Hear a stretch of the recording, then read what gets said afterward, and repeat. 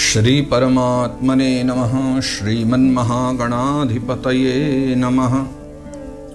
सच्चिदानन्दरूपाय विश्वोत्पत्त्यादिहेतवे तापत्रय विनाशाय श्रीकृष्णाय वयं नुमः। निगमकल्पतरोर्गलितं फलं शुकमुखात् अमृतद्रवसंयुतं पिबत भागवतं रसमालयं मुहुरहो रसिका भुवि भावुकाः। नारायणं नमस्कृत्य नरं चैव नरोत्तमं देवीं सरस्वतीं व्यासं ततो जयमुदीरये। श्री परमात्मने नमः। जय सिया राम, जय श्री कृष्ण।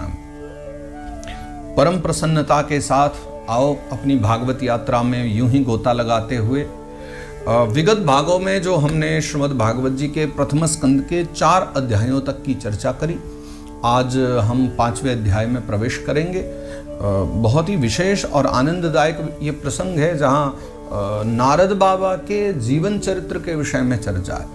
महर्षि वेदव्यास के द्वारा विभिन्न पुराणों का निर्माण हुआ, लेकिन विभिन्न पुराणों की रचना के बाद भी उनके हृदय में संतोष नहीं हुआ, शांति नहीं मिली उन्हें। एक न एक कमी उनके हृदय में बनी रही कि अभी कुछ बाकी है। और जब एक वो निष्कर्ष तक नहीं पहुंच पाए कि क्या कमी उनके हृदय में है जो अभी वो पूर्णता की ओर नहीं गए, तब नारद बाबा का आगमन हुआ। तो ये कहते हुए मैं आगे बढ़ूंगा कि यहाँ शंका के लिए कोई स्थान नहीं है, ये संवाद करने का विषय है। श्रीमद् भागवत जी अपने आप में संवाद है। वेदव्यास जी को शंका क्यों हुई, पुराण रचने वालों को शंका क्यों हुई, ये विवाद नहीं है। वो भी साक्षात नारायण है और नारद जी भी साक्षात नारायण रूप हैं, उनके अंशावतार हैं। तो निश्चिंत होकर के बड़े प्रेम पूर्वक हम इस भगवत कथा में, भागवत कथा में प्रवेश करें और भागवत के उन सूत्रों के द्वारा उस रसमय कथा का आनंद ग्रहण करें। आओ पंचम अध्याय में प्रथम स्कंद के प्रवेश करें। श्री परमात्मने नमः। श्रीमन्महागणाधिपतये नमः। श्रीमद्भागवत महापुराणम् अथ प्रथमस्कन्धः पंचमोऽध्यायः। सूत उवाच अथ तं सुखमासीन उपासीनं बृहच्छ्रवाः देवर्षिः प्राह विप्रर्षिं वीणापाणिः स्मयन्निव। तो चौथे अध्याय में हमने दर्शन किया कि जहाँ एकांत में सरस्वती नदी के तट पर भगवान वेदव्यास विराजे हैं, तो वहाँ पर नारद बाबा का आगमन हुआ और नारद जी के आते ही वेदव्यास बाबा ने उनका पूजन किया, पूजयामास विधिवत। तो जो हमने पिछले अध्याय में चर्चा करी, नारद बाबा की पूजा करी। अब आकर के जब आसन पर विराजमान हो गए नारद बाबा, वेदव्यास भगवान ने उनको पूजा आदि करके विधिवन नारदम सुर पूजितम, नारद जी की पूजा करके उनको आसन पर बिठवाया। तब अब जो है आगे चर्चा हो रही है। अब नारद बाबा कह रहे हैं अथ तम सुखमासीन, यानी सुखपूर्वक आसीन होकर के आसन पर बैठ करके, और उपासीनम बृहच्छ्रवा देवर्षि प्राह विप्रर्षि। देवर्षि यानी नारद बाबा, जो विप्रर्षि भी हैं, और देवर्षि नारद, और जो ब्रह्मर्षि हैं जिन्हें विप्रर्षि कहा गया वो वेदव्यास भगवान है, पुराणों के रचयिता, दोनों बैठ गए। तो देवर्षि प्राह विप्रर्षि, नारद बाबा ने वेदव्यास जी से कहा। और वीणा पाणी स्मयन्निव, वीणा पाणी नारद बाबा प्रसन्न होते हुए, मुस्कुराते हुए फिर जो है वेदव्यास भगवान से कह रहे हैं। नारद उवाच पाराशर्य महाभाग भवतः कच्चिदात्मनः परितुष्यति शारीर आत्मा मानस एव वा। हे पाराशर्य महाभाग, हे महाभाग पाराशर्य जी के पुत्र वेदव्यास जी, भवतः कच्चिदात्मना, कैसे हो आप? सब कुशल मंगल से तो है ना, सब परिपूर्णता तो है। परितुष्यति शारीर आत्मा मानस एव वा, आपका जो शरीर है वो तो परिपूर्णता है ना, मतलब आपका जो शरीर है और आत्मा, आपकी जो आत्मा है, मानस, आपके ये सब कुशल मंगल से तो है ना, अर्थात आपका जो शरीर है वो मन के द्वारा, कर्म के द्वारा, आपकी जो आत्मा है वो शरीर के द्वारा और मन के द्वारा प्रसन्न तो है ना, मतलब शरीर के कर्म और मन के कर्म, तो कायिक और मानसिक, क्या दोनों प्रकार से आपकी आत्मा तुष्ट तो है ना, परिपुष्ट तो है ना, ये मुझे बतलाइए। जिज्ञासितं सुसंपन्नमपि ते महदद्भुतं कृतवान भारतम यस्त्वं सर्वार्थ परिब्रह्मितम जिज्ञासितम सुसंपन्न। मुझे ऐसा लगता है कि आपके मन में तो बहुत सारी जिज्ञासाएं उठी होंगी पहले, और उन्हीं जिज्ञासाओं को मिटाने के लिए तो आपने फिर पुराणों की रचना करी, और इतना बड़ा हमारे भारत का सबसे बड़ा जो ग्रंथ रचा है महाभारत जिसका नाम है। तो जिज्ञासितम सुसंपन्नम, मुझे ऐसा लगता है कि आपकी जो जिज्ञासा थी मन में वो तो अब शांत हो गई होगी, संपन्न हो गई होगी। और अपिते महद अद्भुतम, और क्यों ना हो, मुझे पूरा विश्वास है, क्योंकि आपने बहुत ही अद्भुत कृतवान भारतम यस्त्वम, आपने भारत की रचना करी, जिसे महाभारत ग्रंथ कहते हैं, 5वां वेद।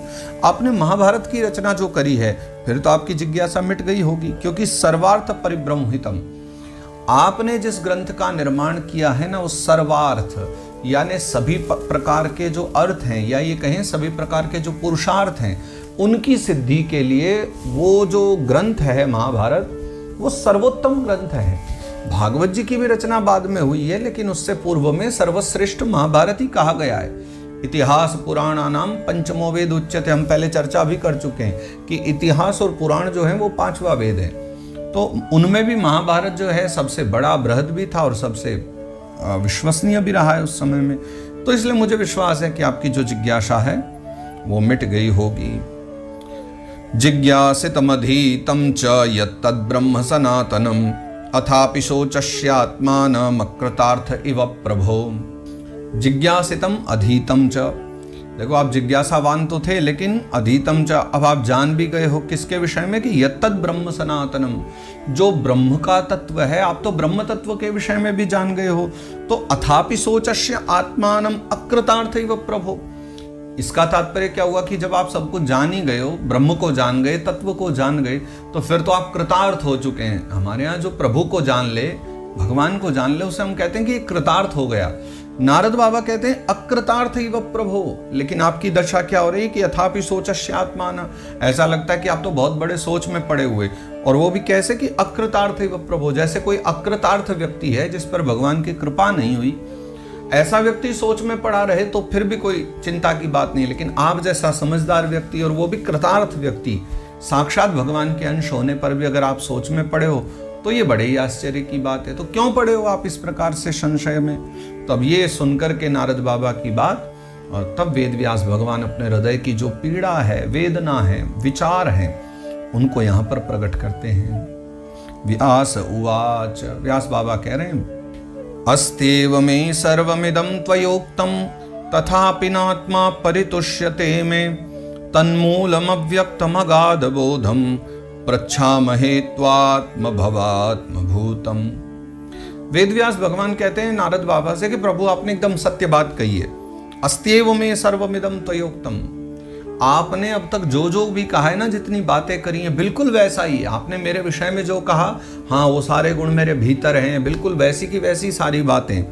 तथापि नात्मा परितुष्यते में, लेकिन मेरी जो आत्मा है तब भी तुष्य नहीं हो रही है, तुष्ट नहीं हो रही, अर्थात मेरी आत्मा जो है वो अब भी असंतुष्ट है। मैं बड़े असंतोष में हूँ, पता नहीं क्यों, लेकिन मैं नहीं जानता कि भीतर ऐसा क्या चल रहा है कि सब कुछ होते हुए, सब ज्ञान होते हुए भी मैं अज्ञान के सागर में गोते लगा रहा हूँ।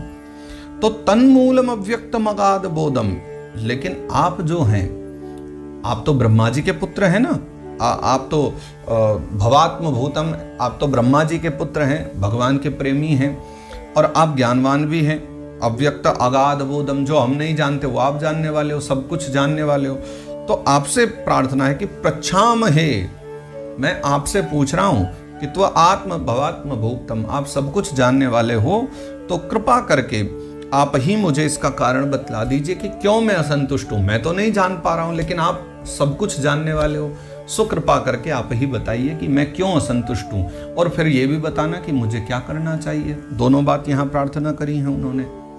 सवै भवान वेद समस्त गुह्य मुपासितो यत्पुरुषः पुराणः परावरेशो मनसैव विश्वं सृजत्यवत्यति गुणैरसंगः। सवै भवान वेद समस्त गुह्य, तो हे नारद बाबा, आप जो हैं वेद, यहाँ वेद शब्द का मतलब है जानना। तो सवै भवान वेद समस्त गुह्य, जो समस्त गोपनीय विषय हैं नारद बाबा, आप सब उनको जानते हो, आप गोपनीय विषयों को जानने वाले हो।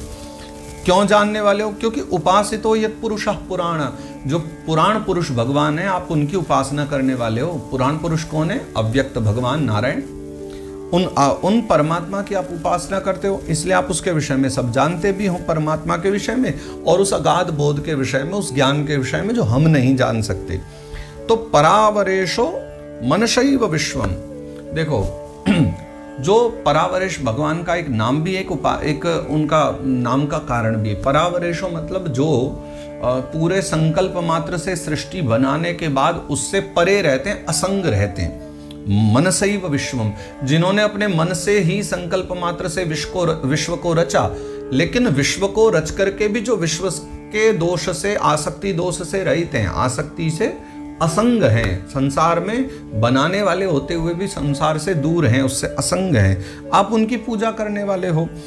तो सृजत्यवत्यति गुणैरसंगः, और उन परमात्मा की कृपा आप पर है, आप उनकी उपासना करने वाले हो जो मन से ही विश्व को बनाते हैं, उसमें असंग भी रहते हैं। और सृजति है ना, और अति यानी सृजन करना और उसकी पालन करना, उसका संहार कर देना, ये सारे कार्य जो करते हैं गुणैरसंगः, सारे गुणों से असंग हैं। आप जो है उन परमात्मा की उपासना करते हो, इसलिए आपको इन विषय में ज्ञान भी होगा। तो आगे कहते हैं, वेद व्यास बाबा और कहते हैं, त्वं पर्यटन नरक इवत्र लोकी मंतश्चरो वायुर्वात्म साक्षी परावरे ब्रह्मणि धर्मतो व्रतैः स्नातस्य मे न्यूनमलं विचक्ष्व। वेद व्यास बाबा अब यहाँ नारद बाबा की प्रशंसा भी कर रहे हैं और अपनी कमी भी बतला रहे हैं इस श्लोक में 7वें में, कि त्वं पर्यटन नरक इवत्र लोकी, तुम पर्यटन, आप तो सदा भ्रमण करते रहते हो। कहाँ? इव त्रिलोकी, त्रिलोकी में, वो भी कैसे? कि अर्क इव, अर्क भगवान सूर्य के समान, जैसे सूर्य देवता चारों ओर भ्रमण करते रहते हैं, तो नारद बाबा आप भी पूरे त्रैलोक्य में सूर्य के समान भ्रमण करते रहते हो। अंतश्चरो वायुरेवात्म साक्षी, और आप सभी के अंतःकरण में चरण करने वाले, सबके अंतःकरण में रहने वाले हो। कैसे? कि वायुरेवात्म साक्षी, वायु के समान, प्राणवायु के रूप में जैसे परमात्मा रहते हैं, उनके अंशीभूत होने के कारण आप भी सबके अंतःकरण में भ्रमण करके आ जाते हो। और परावरे ब्रह्मणि धर्मतो व्रतैहि, देखो परावरे ब्रह्मणि, इसका तात्पर्य क्या है कि वेद व्यास जी कह रहे हैं कि मैंने एक योगियों के लिए जो शुभ कर्म है, योगानुष्ठान आदि, मैंने उन सब के द्वारा, और धर्मतो व्रतैहि, धर्म पूर्वक मैंने संकल्प लेकर, व्रत लेकर के, जो शब्द ब्रह्म है और पर ब्रह्म है, मैंने उनका अनुष्ठान किया है। लेकिन स्नातस्य में न्यूनमलम विचक्ष्व, शब्द ब्रह्म को जान लेने के बाद भी, तभी तो भागवत आदि ग्रंथों की रचना करी है, पुराणों की रचना करी है, महाभारत आदि, और परब्रह्म को जान लेने के बाद साधना भी करी है। लेकिन फिर भी न्यूनमलम विचक्ष्व, ऐसा क्या है मेरे भीतर जो कमी मुझे ही दिखलाई नहीं पड़ रही है?